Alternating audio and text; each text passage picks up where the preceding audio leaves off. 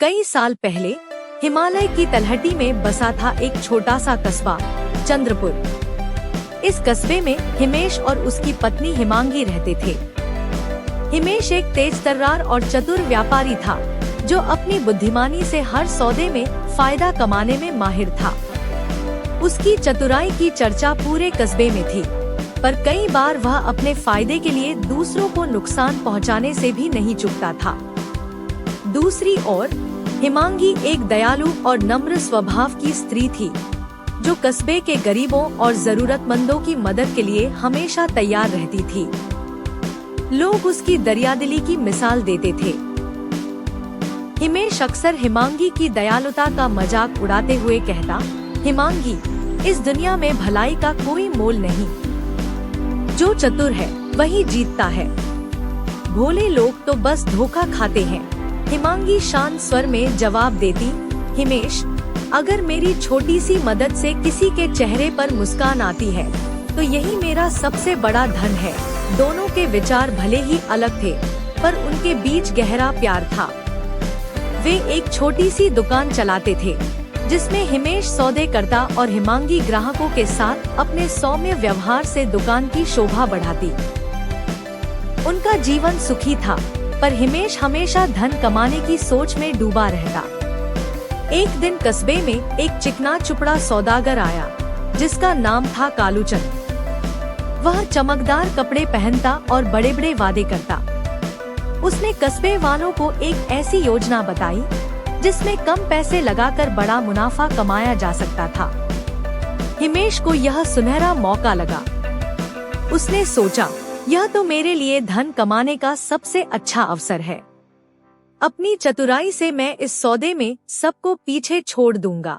हिमांगी ने उसे चेताया, हिमेश, इस कालूचंद की बातों में कुछ गड़बड़ लगती है। उसकी आंखों में लालच है, भरोसा नहीं। हमें सावधान रहना चाहिए। पर हिमेश ने हिमांगी की बात को अनसुना कर दिया। उसने अपनी दुकान का आधा सामान और कुछ पैसे कालूचंद को सौंप दिए। साथ ही उसने अपनी चतुराई का इस्तेमाल कर कस्बे के कई लोगों को इस योजना में पैसे लगाने के लिए मना लिया।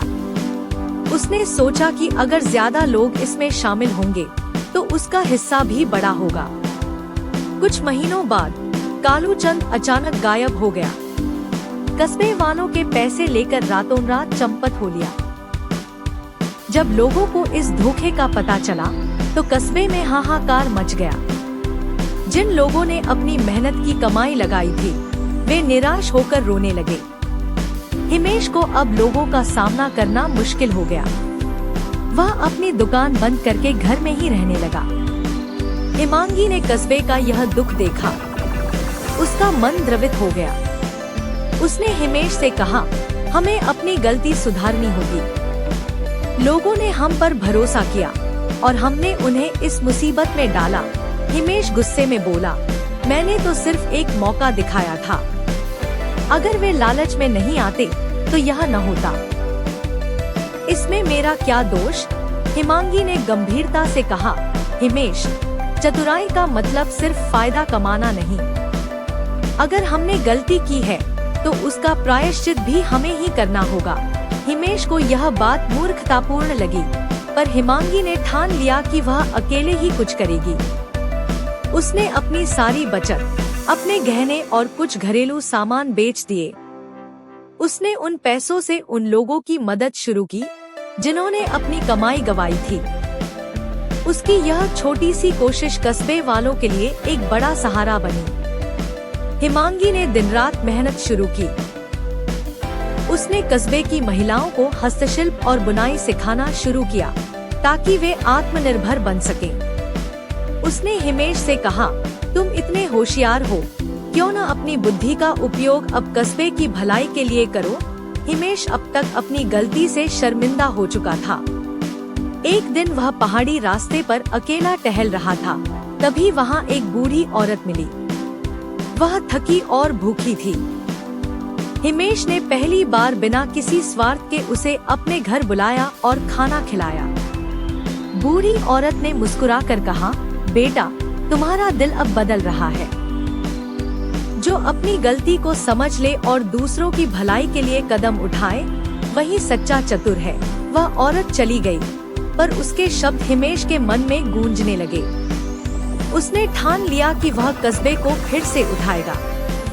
उसने अपनी चतुराई का इस्तेमाल कर एक छोटी सी व्यापारिक समिति बनाई, जिसमें कस्बे वाले मिलकर हस्तशिल्प और स्थानीय उत्पाद बेच सकते थे। हिमांगी ने इस समिति को अपनी दयालुता से और मजबूत किया। 2 साल बाद चंद्रपुर फिर से खुशहाल हो गया। हिमेश और हिमांगी की मेहनत ने कस्बे को नई ताकत दी।